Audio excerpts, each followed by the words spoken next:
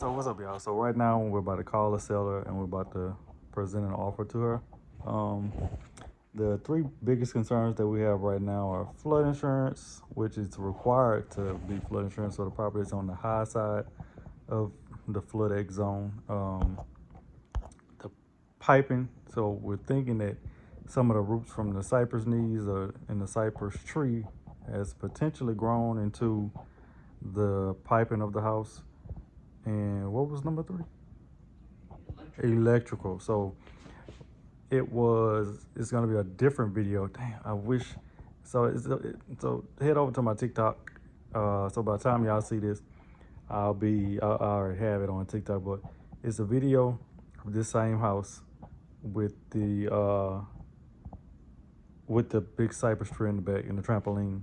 That the when I hit the light switch in the shed, the lights went out in the house.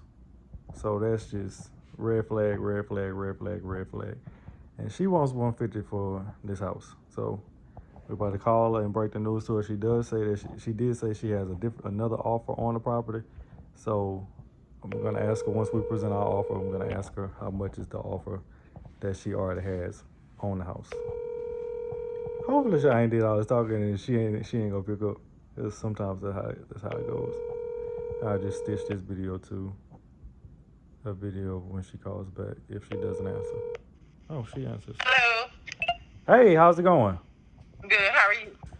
Doing pretty good. How did the softball game go yesterday? Softball? No, volleyball. Volleyball, gotcha. Yeah, it went good.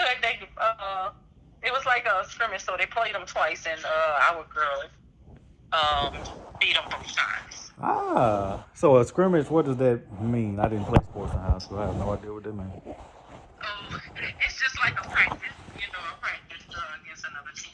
Oh, practice. Okay, yeah, the NFL does that. Okay, so two teams are practice together. Like a preseason. Preseason, okay. Uh-huh. Okay, gotcha. Well, we reviewed the numbers and all that good stuff. So the three main concerns for me is that the property is on the high side of flood zone X. So which means that flood insurance is required. I know you showed me yesterday we talked about the water and stuff yesterday. So Right. that's a concern. The cypress needs. So what I sent the video to one of my plumbers and he was thinking that maybe one of the cypress knees has bucked up against one of those pipes, and that's possibly what that noise may be coming from. It could just be that toilet. I'm not gonna sit here and lie to you and say, oh, it's for sure a pipe underground, because I don't know and my plumber doesn't know. And the biggest concern is the wiring, because when I hit that light in what was it, the shed, it tripped the rest of the lights in the house. Right. It was just on one that right there in that front room. Yeah, in the front room. I don't know why. Yeah. And then that erosion spot by that where that neighbor got that pipe coming over, and I have no idea. Yeah. I wish I could have figured out what that pipe was. I'm thinking it's some type of drainage pipe myself.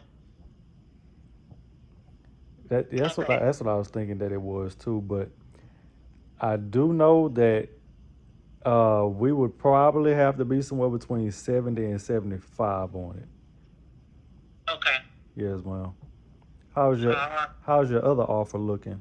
Yeah, it's way better than that. Okay, yeah, that's what I was about to say. If you have anything better than that, then I suggest you take it, especially if they buying it as is.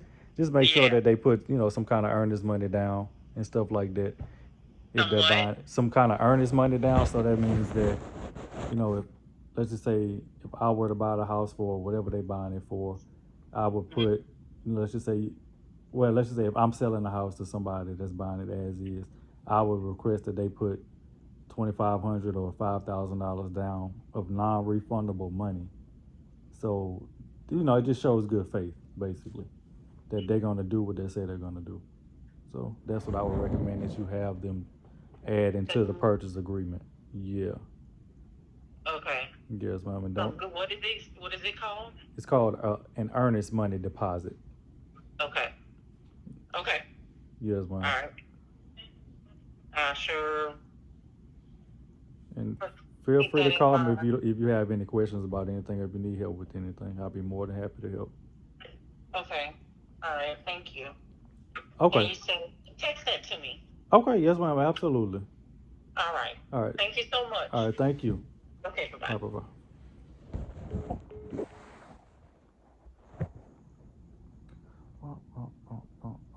Make sure you put the non-refundable part in there, because some people try to put credits, but they put refundable. Psych, Hmm. you will not. Well, technically, there's a loophole to that. If, I learned this in my post-licensing courses that I took on the damn list. Anyway, one of the loopholes is, if they put earnest money down, and it is not listed specifically as earnest money, it is refundable. Mm. Because it's no longer an earnest money contract. Mm. So if they violate it, even if they put a deposit in, because there is a difference between deposit and earnest money deposit. Uh-huh. If you don't specify that it's an earnest money deposit, it's technically refundable for the buyer, not the seller. It's never refundable on the seller side. So what I'm saying is that if we enter an agreement, so like with Coolidge, if we would have, if they would have had an earnest money deposit clause in there, and they would have had to put, let's say, $3,000 down. They did everything right. We backed down and said we don't want to sell it anymore. According to the state of Louisiana, if it's written as an earnest money deposit, we would owe them $6,000 back. Oh God. So the seller pays double here. What? In this state, seller pays double. Oh wow. But Let's see. if you want to sell it, you better make sure you want to sell it, because if people turn in their earnest money, it's sold, unless it's on their default, and that's different. But you can't. I mean, you can.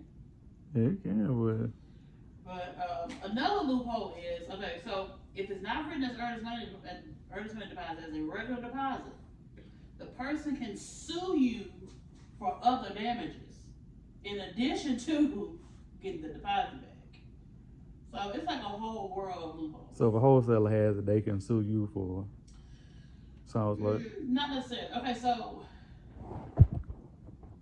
having the earnest money in a purchase agreement where there's cash involved is different than when there's finance involved. Mm-hmm.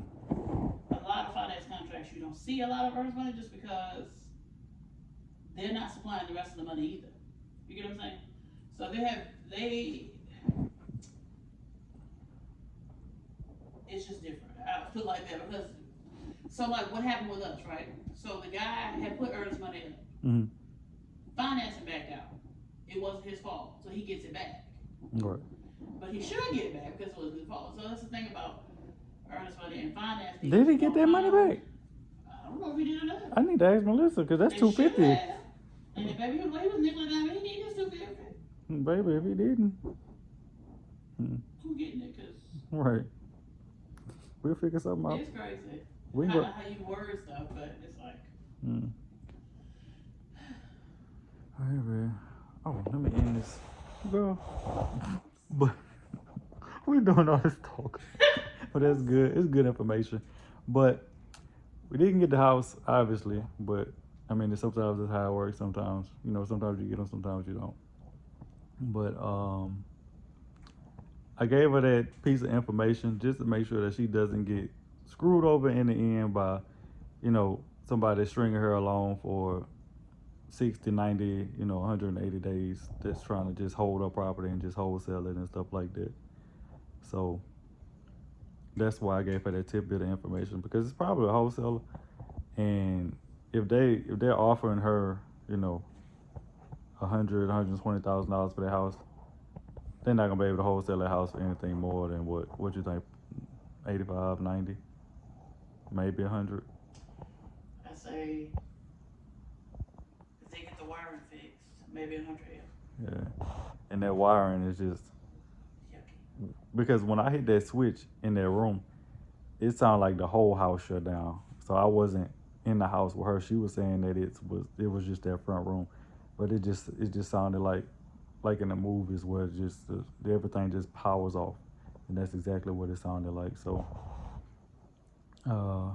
didn't get that one, but obviously there'll be hundreds of thousands of more houses, or hopefully tens of thousands of more houses that we're able to to obtain and talk to owners about. But I will see y'all in the next one. Like, share, comment, subscribe. Let me know your thoughts. Let me know if you think that the offer was too low. But obviously, well, to us it wasn't too low. But I'll see y'all in the next one. Let me know what other type of content and stuff y'all want to see. And check out my TikTok. It's my full name, Leonard Hollins Jr. And that's it. Thank you.